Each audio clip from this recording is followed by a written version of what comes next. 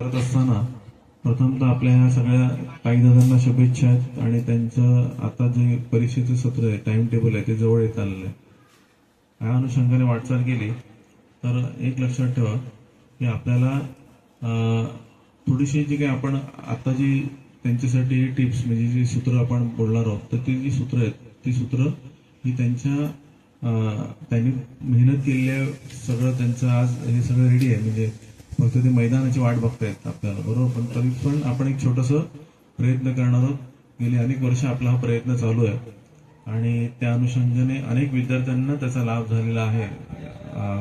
आपल्यामध्ये आता बसलेल्या विद्यार्थ्यांपैकी आपले आदरणीय ऋषीदादा की जे आज तुमचे सगळे आपल्यासाठी सगळ्यांसाठी आदर्श आहेत, असे ऋषीदादा इथे बसलेले आहेत आणि ते सुद्धा मला वाटते 8वीला असल्यापासून साधारणतः आपल्या आश्रमाकडे जॉईंट आहेत.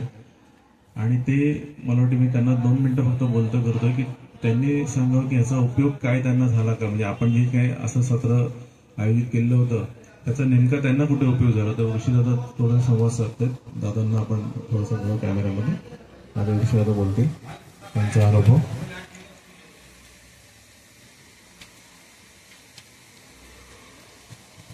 नमस्कार आदेश.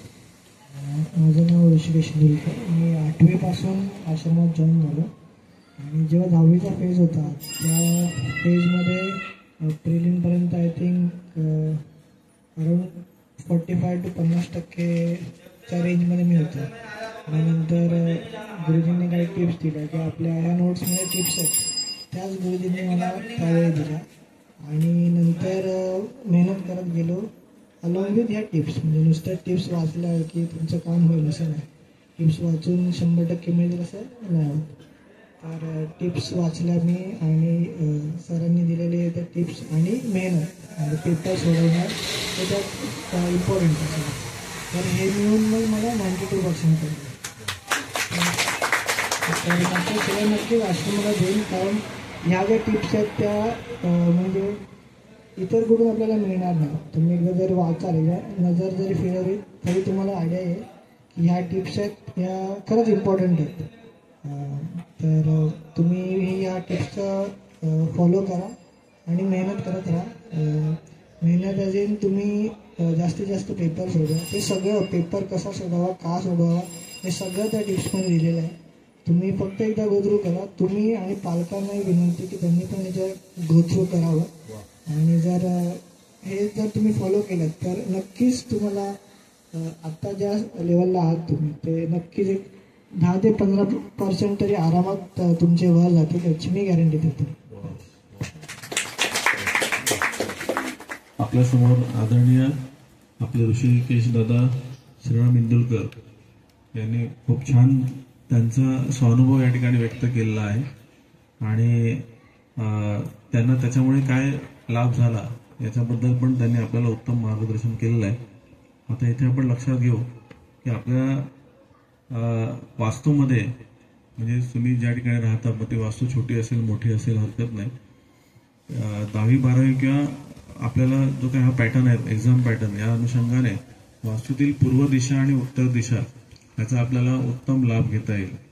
सगळ्यात महत्त्वाचं लक्षात ठेवा, वास्तूतील पूर्व दिशा आणि उत्तर दिशा ज्या दिशा आहेत त्या आपल्या देण्यासाठी सिद्ध असतात. म्हणजे आपल्याला देण्यासाठी त्या सिद्ध आहेत. आणि म्हणून शक्यतो मुलांना अभ्यासाला बसवताना त्यांचं जे फेस आहे तो पूर्वेकडे येईल किंवा उत्तरेकडे येईल. उत्तरेकडे त्यांचा फेस असला पाहिजे. अशा दृष्टीने जर मुलं बसली अभ्यासाला तर खूप छान त्यांची एकाग्रता साधली जाते आणि रिसिव्हिंग पॉवर त्यांची जी आहे ती वाढते, मेमरी पॉवर बूस्ट होते. तर हे जे फायदे आहेत ते आपल्याला आपल्या वास्तूमधून मिळतील. याच अनुषंगाने वाटचाल लक्षात घ्या की आपल्या जे पूर्वेकडची भिंत जी आहे किंवा उत्तरेकडची भिंत थोडंसं जर आपण मुलांसाठी त्यांचे जे फॉर्म्युला असतात, सूत्र असतात त्यांनी तयार केलेली त्यांच्या अनुषंगाने, तर ती सूत्र किंवा फॉर्म्युला जो लावायचा आहे तो सेलोटेपने त्यांना तिथे जरूर लावू दे त्यांच्या आय व्ह्यू कॉन्टॅक्टमध्ये, की जेणेकरून त्याचा फायदा त्यांना खूप प्रमाणात होईल. आणि ती जी सूत्र आहेत किंवा जे काही त्यांचे पॅटर्न्स आहेत किंवा फॉर्म्युला आहेत तर ती त्यांना मेमराईज व्हायला फार आपोआप मदत होईल. या अनुषंगाने तुम्ही ते एक भाग लक्षात ठेवा. दुसरी गोष्ट, एक्झाम पिरियड त्यांचा जो असतो त्यामध्ये शक्य झालं तर त्यांना ब्लॅक आणि रेड कलर वापरणं थोडंसं, म्हणजे अप्पर बॉडी तरी, म्हणजे वरच्या आपण म्हणतो अशा वरची बाजू जी लेवल पॉईंटच्या वरती आहे, तर ती लेवल पॉईंटच्या वरची बाजू ब्लॅक आणि रेड कलर जो आहे तो त्यांना शक्यतो वापरणं कमी किंवा नाही दिलं तर अधिकच चांगलं एक्झामच्या तेवढ्या त्या भागामध्ये. त्याच्याऐवजी मग आपण त्यांना काय देऊ शकतो ते yellow, pink colour, green colour, white colour किंवा त्यांच्या आवडीने अजून काही वेगळे असतील तर ते कलर ते यूज करू शकतो. त्याच्यामुळे काय होईल की उत्तम असे व्हायब्रेशन्स जे असतात, स्पंदन असतात, की त्यांच्याबरोबर ती कॅरी होतील. म्हणून तोही एक आपल्याला लाभ होऊ शकतो. आपण जरूर तो अनुभव घेऊ शकतो. दुसरी गोष्ट आहे की एक आपण मंत्राचं हे आपण आता दाखवतोय तुम्हाला मंत्र, मला टेणार आहे त्यावेळेस तो मंत्र आपल्यासमोर येईलच. तर तरी पण आपण तो मंत्र लक्षात घ्या की मंत्र आहे ओम ह्रीम ग्रीम ह्रीम असा मंत्र आहे. हा मंत्र जो आहे तो अत्यंत ऊर्जादायी असा हा मंत्र आहे आपल्या विद्याशक्तीसाठी.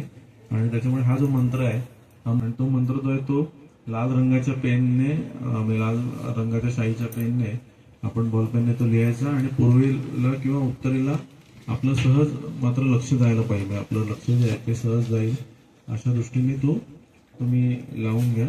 आणि असं नाही की सतत तो मंत्र म्हणत राहायचा. आपल्याला जेव्हा आपल्याला वेळ मिळेल तेव्हा आपण तो मंत्र जरूर म्हणा, की जेणेकरून एनर्जी जी आहे ते आपल्याला ट्यून व्हायला फार मदत होते. मग तुम्ही तो मंत्र श्रद्धेने न मोजता म्हणायचा आहे, मोजत बसू नका. तेवढं आपल्याला हे करायचं की जेणेकरून आपला आत्मविश्वास पण वाढेल. तर हा शक्यतो ह्या पिरियडमध्ये मुलांना जंक फूड, कोल्ड ड्रिंक्स वगैरे आता तुमच्या स्कूलमध्ये पण सांगितलेले असणार टिप्स, पण आपण पुन्हा एकदा ते हे करतो की हे जे काही गोष्टी आहेत बाहेरचं जे हॉटेलिंगचं फूड वगैरे आहे तर ते शक्यतो मुलांनी टाळलं पाहिजे. उत्तम त्यांच्यासाठी आहे ते म्हणजे नारळ पाणी, कारण त्याच्यामध्ये एक नॅचरल ऑक्सिजन आहे की जो मुलांना त्यांच्या मेमरीसाठी बूस्ट करायला मदत तो करू शकतो. त्यामुळे त्याचा उपयोग त्यांनी जरूर करावा. वेफर्स, चिप्स, कुरकुरे वगैरे जी पाकिटं मिळतात मुलं त्यावेळेस ते खाण्यापेक्षा त्यांनी जमलंच तर पॉपकॉर्न, म्हणजे मक्याचे पॉपकॉर्न जे आहेत ना ते घरी आणून पण आता बनवता येतात. बरोबर आहे. त्याचे फॉर्म्युला बनवायचं वगैरे कसं असतं जे तुम्हाला बहुतेक आपल्या आईंना ताईंना माहिती आहे. त्याच्याबरोबर लाया आहेत, मखाना सारखा एक पदार्थ आहे तो पण आपण तुम्ही पाहिजे तो खाऊ शकतात मुलं. याच्यामुळे काय होईल की पित्त जे वाढणार आहे ना तर ते पित्त ऑटोमॅटिकली त्यांच्या पित्तावर कंट्रोल येईल. म्हणून हे जे पदार्थ आहेत पॉपकॉर्न सारखा पदार्थ अत्यंत उत्तम फायदेशीर आहे. लोकांना फक्त त्याच्यात जास्त प्रमाणात तो चीज मसाला वगैरे नका टाकू, जर टेस्टसाठी म्हणून तर ठीक आहे. बाकी हा अत्यंत फायदेशीर आहे. लाया जे आपण नागपंचमीला वगैरे आपण वापरतो, किंवा मग एकदमच काही नाही मिळेल तर कुरमुरे, ठीक आहे, पण ते लाया अत्यंत पौष्टिक आहे. राजगिरा जो आहे लाडूच्या स्वरूपात असेल किंवा अन्य काही चिकीच्या स्वरूपात असेल तर त्याचाही लाभ मुलांना आपण देऊ शकतात. आणि त्याच्यानंतर पुढे म्हणजे मग आपल्याला अंजीर म्हणा किंवा जमलंच तर आपल्या शक्य होईल तसं आपल्या आर्थिक नियोजनानुसार मनुका, बदाम, अक्रोड यापैकी थोडासा सुकामेवा त्यांना आपण देऊ शकतो. तर त्याचाही लाभ मुलांना नक्की होईल. पेपर चालू असताना एक जो प्रयोग केला, पेपर चालू असण्याच्या त्या टायमिंगमध्ये थोडं थोडं मध्ये मध्ये, म्हणजे समजा पेपर तुमचा 3 तासाचा आहे किंवा 3.5 तासाचा आहे किंवा काय, तर ते त्यामध्ये तुम्हाला एक 2-3 वेळा जर शक्य झालं तर थोडं थोडं पाणी, जरी गोड पाणी प्यायला तरी आनंद आहे. तर तुम्ही जरूर तो प्रयोग करा की जेणेकरून त्या पाण्याचा जो म्हणजे जलतत्व जे आहे ते जलतत्व आपल्या पूर्ण बॉडीतील जी आपली षडचक्र जे आहेत ना ती ऍक्टिव्ह करायला मदत करतात. आणि त्याचा लाभ अनेक वेळा झालेला आहे. तर त्याच्यामुळे तुम्हाला शक्य झालं तर तो आपण हे करा. म्हणजे त्याचा जो प्रॅक्टिस आहे की तुम्ही काय कराल तर घरी जे विद्यार्थी जसं आता ऋषीदादांनी म्हटलं की पेपर सोडवायचे तुम्हाला, तर घरी पेपर सोडवताना तुम्ही 3-3.5 तासाचा तो वेळ लावून ठेवणार आहात. मग त्यावेळेस पण तो सर्वात तो टॉपिक ठेवा की पाण्याची बॉटल्स तुम्हाला ती घ्यायची, एकतर ती पेपरवर पडली नाही पाहिजे आपण पेपर लिहिताना, त्यामुळे पाणी पडलं नाही पाहिजे त्याची पण काळजी तुम्हाला ती घ्यायची.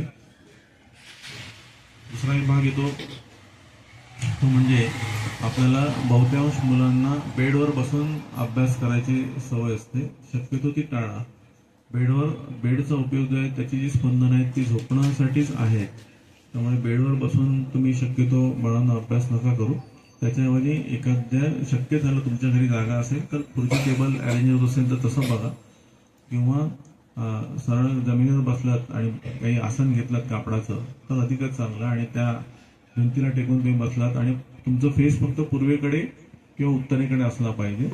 तर हा एक भाग लक्षात घ्या आणि त्याचा तुम्हाला खूप फायदा होईल.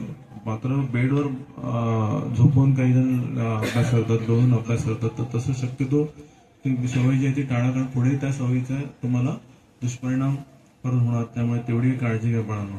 ठीक आहे.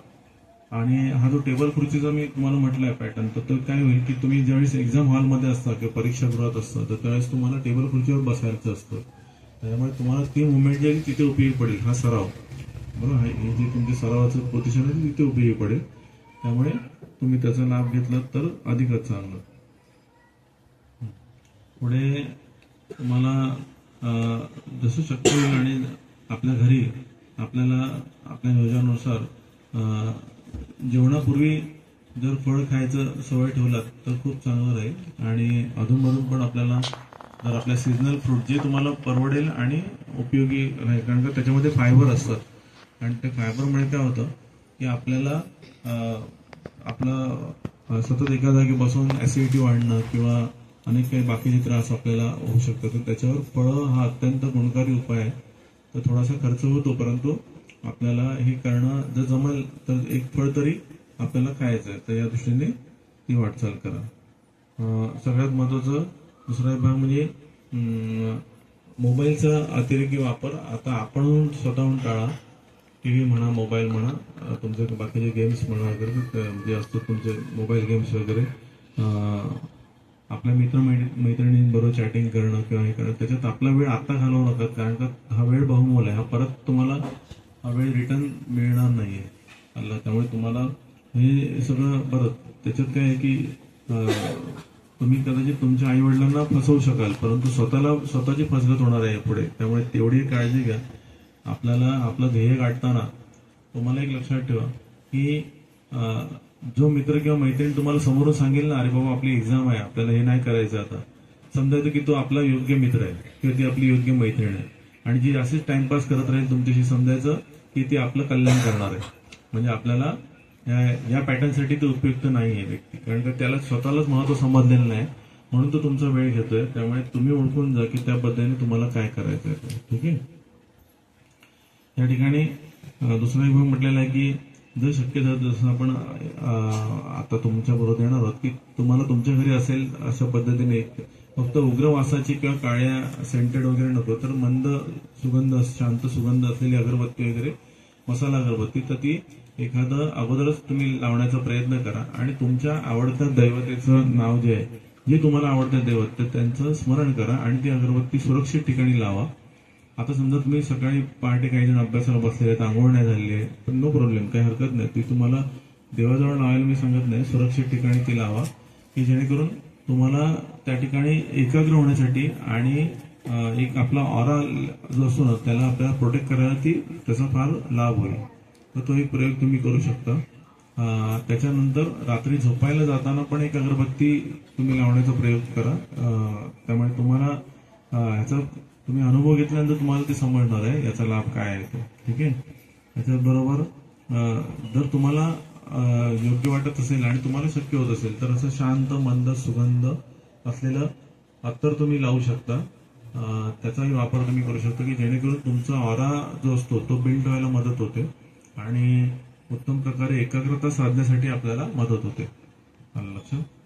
त्याच्यानंतर आपण एक्झाम हॉलमध्ये जेव्हा तुम्ही आतमध्ये एंटर करता तर आता तुम्हाला एक छोटीशी टिप देतो, ती लक्षात ठेवा. जे शक्य झालं त्याच्यामध्ये कुठलीही अंधश्रद्धा नाही आहे किंवा कुठलाही ब्लाइंड फेथ आपण ठेवलेलं नाहीये. हे सगळं प्रयोगांती सत्य आहे. तर आपल्या घरातून निघताना तुम्ही घरातून निघणार तेव्हाच उजवा पाय टाकून बाहेर पडा शक्यतो. म्हणजे आपला राईट लेग, उजवा पाय बाहेर आपल्या बाहेर करायचं आणि आपण घराच्या बाहेर निघायचंय. निघताना आपण सगळ्यांचे आशीर्वाद अगोदर घेतलेलेच असतात. ते लक्षात ठेवा की त्या दिवशी मुलांना सगळीकडे पाठवू नका आशीर्वाद घ्यायला, नाही तर पूर्ण बिल्डिंग मुलं फिरतात, त्याच्यातच वेळ जातो. त्यामुळे तसं नका करू. ते अगोदरच आशीर्वाद घेऊन ठेवू शकतो आपण आपल्या आवडीच्या देवांचे म्हणा, किंवा एखाद्या मंदिरात तुम्ही नेता, किंवा स्वामींच्या मठात म्हणा, किंवा साईबाबांच्या किंवा गजानन म्हणा, किंवा दत्त महाराजांच्या, किंवा तुमच्या आवडीच्या ठिकाणी तुम्ही नेता. त्या अगदी आनंदाने तुम्ही आशीर्वाद अगोदरच रिसीव्ह करून ठेवा. आणि त्या दिवशी मुलांना फक्त तुम्ही आई बाबा ही महत्वाचं आशीर्वाद देणारे दैवत आहात, आणि जे तुमचं इष्ट दैवत असेल ते त्यांच्यावर असेल. म्हणून त्या दिवशी मात्र सगळीकडे मुलांना फिरवू नका. दुसरी गोष्ट मी आता जस्ट एक टिप देते, पण ते तुम्हाला कितपत योग्य वाटेल ते तुम्ही बघा. कदाचित तुम्हाला माहिती असतं की एखाद्या व्यक्तीकडे एनर्जी कमी आहे, आणि तुम्ही ओळखू शकता, तुम्हाला एक जस्ट माहिती आहे, तुम्ही नका पाठवू त्या ठिकाणी तुमच्या बाळांना आशीर्वाद घ्यायला. मी काय म्हणतो ते नीट लक्षात घ्या. तुम्ही कोणी वाद घालू नका माझ्याशी. सगळीच माणसं वाईट नसतात, पण एखाद्या माणसाकडे अशी एनर्जी असते की तुमचं कल्याण झालं त्याला काही बघवतच नाही, बरोबर, किंवा तुम्ही चांगल्या मार्गावर आहात त्याला बघवत नाही. तुम्ही नेमकं त्या मुलाला तुमच्या त्या व्यक्तीकडे पाठवाल, ते बाळ पूर्ण अभ्यास करून पण ट्रेन झालेली बाळ मी बघितले, पूर्ण कम्प्लीट ड्रेन होण्याची ताकद त्या समोरच्या व्यक्तीकडे असते की तो ड्रेन करू शकतो, त्यांना घाबरवू शकतात. बरोबर, व्हेरी गुड. योगी दादानी फार छान म्हटलं की घाबरू शकतात. मी नेमकं काय योगी काय सांगाल तुम्ही त्याच्यावर, काय एक्सप्लेनेशन काय कराल? काही लोक टेन्थचा एकदम भाऊ बनवतात, म्हणजे एक्झाम खूप हार्ड आहे, इथे हे नसतं, नंतर तू हे नको करू, ते नको करू, असं वाग तसं वाग, म्हणजे उगाच त्याचा भाऊ बनवून ठेवतात. आणि त्याला म्हणजे त्या मुलाला एकदम टेन्शन येतं. म्हणजे समजा जर तुम्ही आदल्या दिवशीच त्याला घेऊन गेले असं कोणाकडे, तर त्याच्या उगाच डिप्रेशन होईल, म्हणजे तो उगाच डिप्रेस होईल ना. त्यामुळे तर ते नका करू, अवॉइड करा. थोडे म्हणजे आधीच करून घ्या. जर करायचं असेल तर ते 1, 2, 3 आठवडे आधीच करून घ्या. नंतर त्याला डिस्टर्बच नका करू. तू तुझा अभ्यास कर, जे होईल ते होणार आहे. जे म्हणजे आपल्या देवसोबत आहे, आपल्यासोबत सगळं चांगलं होणार आहे, असं म्हणजे मोटिवेट करत राहा आपल्या मुलाला, होऊन जाईल चांगलं. खूप छान, खूप छान. दादाने खूप छान एक टिप दिली आपल्याला. तर हे सगळ्यात महत्वाचा भाग लक्षात ठेवा. जसं की म्हणाले की काही जण विनाकारण 10वी 12वी म्हटल्यानंतर त्याचा भाऊ पण करतात, आणि मग ते प्रेशर मुलांवर येतं. आणि आता तर एक्झाम पॅटर्न एवढं सुंदर झालेलं आहे की तुम्ही फक्त प्रयत्न करा, हार्डवर्क तुमचं करा, अभ्यास तुमचा करा, कॉन्सन्ट्रेट व्हा, यश तुमच्याशी अगदी संवाद साधायला सिद्ध आहे. तर अशा पद्धतीचे आता पॅटर्न आहेत. त्यामुळे खूप चांगल्या रीतीने तुम्ही ते करा. घरातून निघताना तुम्हाला मी म्हटलेलं आहे की उजवा पाय बाहेर टाकून आपल्याला बाहेर पडा, आणि जमलं तर ही सवय आपण सगळ्यांनीच फॉलो करू. तुम्ही पण तुमच्या डेली लाईफ मध्ये फॉलो करू शकता. त्याचा किती लाभ होईल तो बघा. कारण का निसर्गातल्या एनर्जी ज्या असतात ना, ते आपल्याला सगळं द्यायला तयार असतात, फक्त आपण ते त्या पद्धतीने घ्यावं. जसं तुम्ही बघितलेलं असेल की क्रिकेटच्या स्टेडियम मध्ये, अर्थात मी सचिन त्यांचं नाव मुद्दाम, कारण काय ते क्रिकेटचे देवच मानले जातात, की तुम्ही बघितलं असेल की बॅट खाली घेऊन निघताना सचिन ज्यावेळेस आतमध्ये मैदानात प्रवेश करायचा त्यावेळेस ते वरती पण आकाशाकडे बघायचं, बरोबर, आणि मग नंतर ते पुढे. त्याच्यामध्ये काही अंधश्रद्धा नाही, ती एनर्जी कॅरी करतायत. तुम्ही पण ती सवय लावू शकता. घरातून बाहेर पडल्यानंतर एक फक्त अर्धा सेकंद पण लागत नाही आपल्याला ते वरती बघायला, बरोबर आहे. म्हणजे आकाशातल्या ज्या एनर्जी आहेत त्या आपल्याला त्या ठिकाणी ब्लेसिंगसाठी सिद्ध आहेत, त्या तुम्ही ऍक्टिव्ह करतात आणि घेऊन चाललात.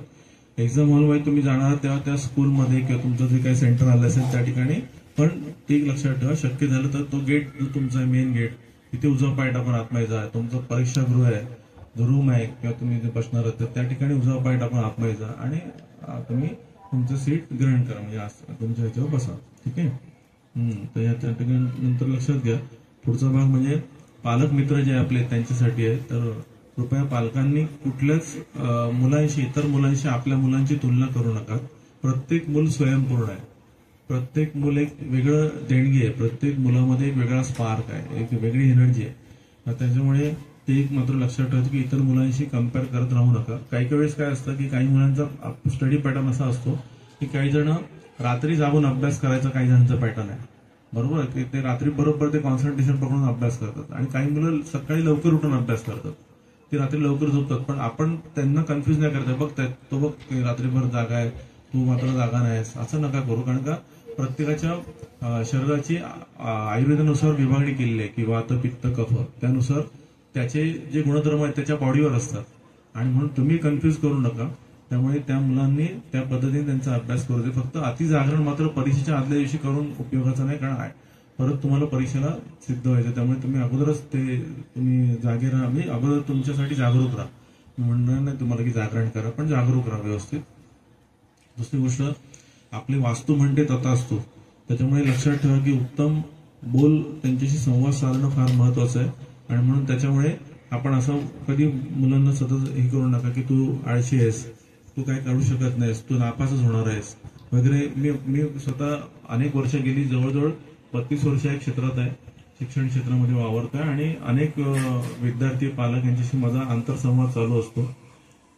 पालक वाईट उद्देशाने नाही बोलत, परंतु ते बोललेलं वास्तुदेवता रिसिव्ह करते, वास्तू टिपते ब्लॉटिंग पेपर सारखे. आणि वास्तू काय म्हणते नेहमी सतत तथा असतो तसंच हो, तथा असतो तसंच हो. तर तसं कृपया आपल्या मुलांच्या बाबतीत कधीच करू नका, तर उलट त्यांना अधिकाधिक मोटिवेट करा. प्रत्येक मुलामध्ये गॉड गिफ्ट आहे, प्रत्येक मुलामध्ये काही ना काहीतरी एक चांगलं गुण ठेवलेलंच आहे प्रत्येक मुलामध्ये. त्यामुळे तो तुम्हाला फक्त ओळखता यायला पाहिजे की तो चांगला गुण कुठला आहे, आणि त्या चांगल्या गुणाचं सतत कौतुक करा की जेणेकरून त्यांचे इतर गुण जे आहेत ना मग ते डेव्हलप होतील आणि मग त्यांचा कौशल्य विकास होईल. त्यामुळे ते एक भाग लक्षात ठेवा. त्यावेळेस आपण काय करतो की आपल्या नातेवाईकांना फोन करून सतत सांगत असतो, बघा ना अभ्यास नाही करत आहे, बघा अभ्यास नाही करत आहे. आता नातेवाईक ते येऊन अभ्यास करायला त्यांना नाही लावणार आहेत.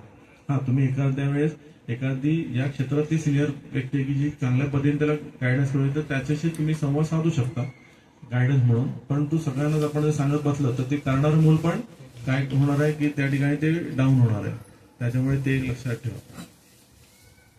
दुसरी गोष्ट, जमलं तर आपल्या मुलांना ऍसिडिटीचा त्रास आणि थोडंसं सुस्ती येणं याच्यापासून जर थोडंसं आपल्याला त्यांना हे करायचं असेल तर सुका आवळा किंवा मोरा आवळा किंवा थोडंसं जिरं वगैरे ह्या गोष्टी तुम्ही त्यांना देऊ शकता की जेणेकरून ह्या गोष्टी सुस्ती येण्यापासून त्यांना वाचवतात.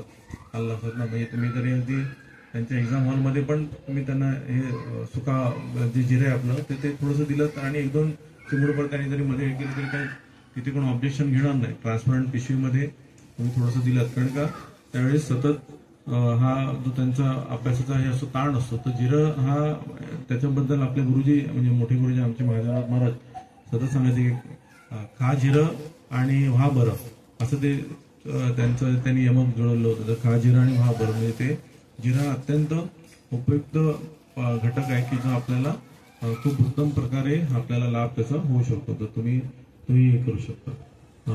परीक्षेच्या काळात मी म्हटलंय तुम्हाला की जागरण मात्र उशिरापर्यंत करणं टाळा मुलांनो. दुसरी गोष्ट, थोडासा का होईना की स्ट्रेचिंगचा वगैरे थोडासा व्यायाम तुम्हाला करता आला त्यात एक 3 ते 5 मिनिटं 10 मिनिटं खूप झालं.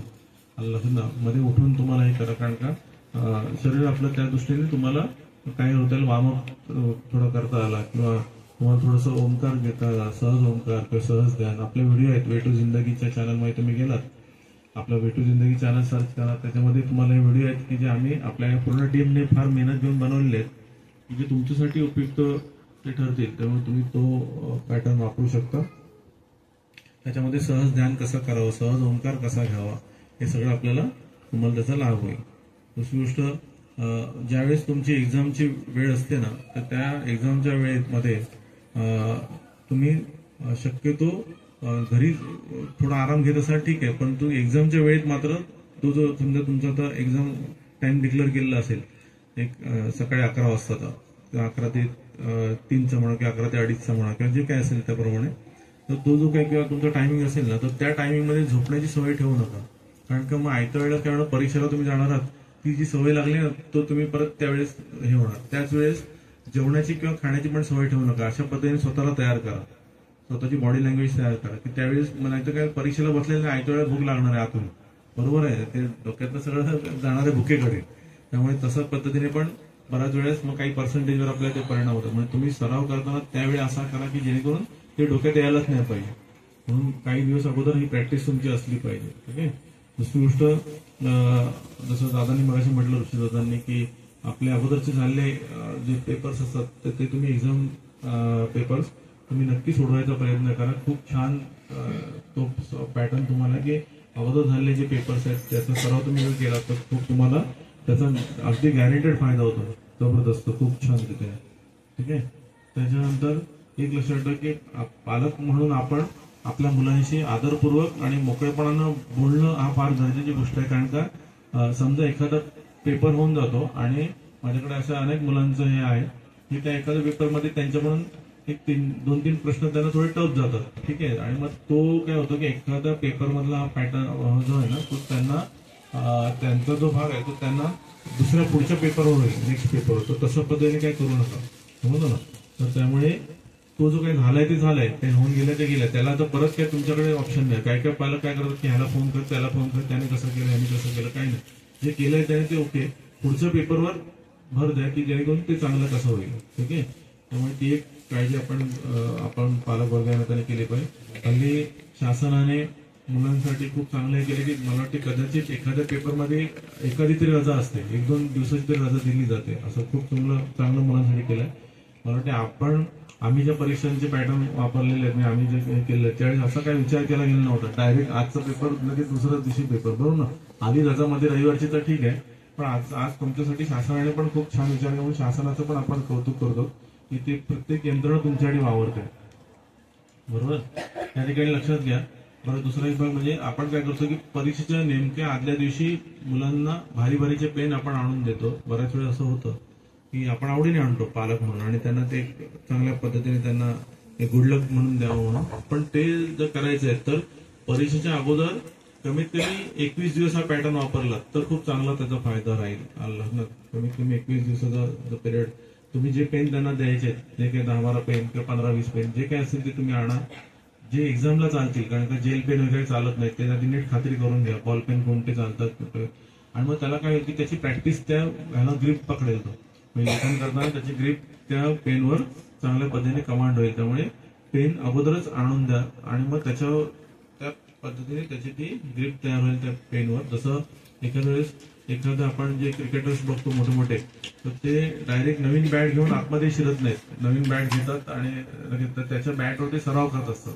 ते बॅटशी त्या ग्रीपशी ते ट्यून होतात आणि मग नंतर ते तसेच ही नेट प्रॅक्टिस आहे, आलं ना. त्यामुळे तुमचं पर्सेंटेज ग्रो होण्यासाठी आपल्याला हा भाग आपण या ठिकाणी हे केलेला आहे. त्यानंतर दुसरी गोष्ट लक्षात ठेवा की आपल्या पूर्वीचा जो पॅटर्न होता तो एक वेगळा होता. पूर्वी डॉक्टर, इंजिनियर, वकील, प्रोफेसर वगैरे हा एक ठरलेला साचा होता. आता मात्र करिअरच्या वाटा अनेक झालेल्या आहेत. त्याच्यामुळे ग्लोबल झालेलं आहे सगळं, वर्ल्ड आपलं जे ग्लोबल झालेलं आहे, वर्ल्ड पूर्ण पद्धतीने. आणि त्याच्यामुळे पूर्ण ह्या ग्लोबल वर्ल्डला आपण आपल्या मुलाचं पॅशन फक्त आपण ओळखा आणि त्या पद्धतीने त्याचा ड्रीम सक्सेस करण्यासाठी म्हणून काय करू शकतो आपण की त्याने समजा 1-2-3 वाटा चॉईस केलेल्या आहेत, तर मग त्या क्षेत्रातल्या किंवा त्याच्याकडे समोरची एक वाट त्याच्याकडे आहे हातात. मग तुम्ही काय करू शकता की आता करिअर काउन्सिलर पण उत्तम प्रकारे तुम्हाला त्याचा लाभ होऊ शकतो. किंवा ज्या क्षेत्रात त्याला जायचं आहे त्या क्षेत्रातल्या कमीत कमी यशस्वी 5 ते 6 व्यक्ती की ज्यांनी काय करिअरमध्ये त्या कसं केलेलं आहे, त्याच्यासाठी संघर्ष किती करावा लागतो, मेहनत किती करावी लागते, शरीर प्रकृती कशी असावी लागते आणि हर्डल्स काय काय येतात, तर कशा पद्धतीने त्यांनी त्या माणसाने ओव्हरकम केलंय किंवा त्याच्यावर मात केली. तर हे सगळं तुम्ही त्यांच्या प्रत्यक्ष मुलाखती घ्या, पण त्या मुलांसोबत घ्या. तुम्ही काय आपण काय करतो पालक म्हणून माहिती काढतो, पण तसं नाही. त्या मुलाला प्रश्न विचारू दे. तुमचं मूल जेव्हा प्रश्न विचारणार आहे तेव्हा त्याला त्याच्यातून पुढे जायचं आहे. म्हणून यशस्वी त्या करिअरच्या त्या पॅटर्न मध्ये जे यशस्वी झाले त्यांचं आपण जरूर प्रत्यक्ष मुलाखती घेण्यासाठी ते हे करा की जेणेकरून आपल्या मुलाला समजेल की या क्षेत्रात मला कसं पुढे जायचंय किंवा मला या क्षेत्रात नाही जायचंय, तर तो ते ठरवू शकतो. त्यामुळे तोही भाग लक्षात ठेवा. आणि त्याच्यामुळे आता करिअरच्या अनेक वाटा असल्यामुळे अनेक लोक आपल्याला दिसतात, जसं सचिन तेंडुलकर आहेत किंवा अमिताभ बच्चन आहेत, लता दिदी आहेत किंवा राजकीय क्षेत्रातील नामवंत लोक आहेत, अभिनयाच्या क्षेत्रात आहेत किंवा स्पोर्ट्सच्या क्षेत्रातली लोक आहेत. म्हणजे हे सगळे वेगवेगळ्या क्षेत्रातून आपल्याला दिसतात. APJ अब्दुल कलाम साहेब आहेत, कल्पना चावला आहेत किंवा सुनीता विल्यम्स आहेत. हे वेगवेगळ्या क्षेत्रातली नामवंत लोक जे आहेत, ते मदर तेरेसा आहेत, बाबा आमटे आहेत. ह्या प्रत्येक व्यक्तीने आपलं करिअर करता करता जगामध्ये आपलं नावलौकिक ब्रँड तयार केलेलं आहे. त्यामुळे त्या मुलाचं पॅशन काय तो जर ओळखला गेला परफेक्शन मध्ये आणि मग त्या मुलांना आपण डेव्हलप करायला लागलो तर मग त्यांच्यासाठी यश जे आहे ते दीपस्तंभाप्रमाणे त्यांना काहीच कठीण जाणार नाही. त्यामुळे हा एक भाग आपण सगळ्या पालकांनी आपण लक्षात घेऊ आणि आपल्या सगळ्या विद्यार्थ्यांना आताच आपण सर्व नाथ परिवारातर्फे शुभेच्छा देतो. मी तुम्हाला अनुभव सांगतो की काही विद्यार्थी काय करतात, म्हणून मी तुम्हाला म्हटलं की त्या विद्यार्थ्यांचा त्या दिवशीचा वेळ वाचवा, अगोदरच आशीर्वाद घेऊन ठेवा. जे तुमचे कोणी गुरुपरंपरा असतील किंवा काही शिष्य परंपरा असतील किंवा काय असेल तर ते अगोदर, कारण का त्या मुलांना त्या दिवशी बिचाऱ्यांना तो त्रास नका हे करू ना. तर त्यामुळे तो भाग महत्वाचा आहे की अगोदर आशीर्वाद त्यांचे रिसिव्ह करून ठेवणं, त्यांचा वेळ वाचवणं, कारण वेळ महत्वाचा आहे मुलांसाठी. तर तो एक भाग लक्षात ठेवा. तर इथे आपल्या सगळ्या लेकरांसाठी आपण मगाशी म्हटल्याप्रमाणे तुम्हाला की आपण इथे माऊलींचे मंत्र कवचाने सिद्ध केलेलं असं हे पेन, त्याचबरोबर आपण त्यांना आश्रमाकडून सिद्ध अगरबत्ती आणि त्याचबरोबर ही नोट्स आपण जी हे केलेलं आहे परीक्षेच्या दृष्टीने त्यांना, तर ते नोट्सचं असं आपण हे त्यांना प्रदान करणार आहोत. खरं तर आपण मुलांसाठी प्रत्यक्ष असं एक सेमिनार घेऊन ते कार्यक्रम करत असतो, पण यावेळेस सतत कार्यक्रम आपल्याला लागलेले आहेत आणि परत आता वेळ घेणं योग्य नाहीये, म्हणून आपण अप्रत्यक्षरित्या आज संवाद साधलाय ऑनलाईन मार्फत. तर मुलांना पुन्हा आपल्या सर्व ताई दादांना शुभेच्छा आहेत. डिप्लोमा, डिग्री, काही जण MPSCची एक्झाम देणार, काही जण MD डॉक्टर एक्झाम करणार आहेत. तर त्या सगळ्यांची आपल्याकडे हळूहळू नावं आलेली आहेत. त्यांच्यापर्यंत कसं हे पोहोचेल ते आपलं टीम कार्यरत राहील. आणि तुम्हाला सगळ्या तुमच्या पालकवर्गाला पण विनम्र वंदन आहे आणि तुम्हाला बाळांनो आजचं सगळ्या नातपरिवारातर्फे आपल्या खूप खूप शुभेच्छा आहेत. अभिनंदन. All the best. आदेश.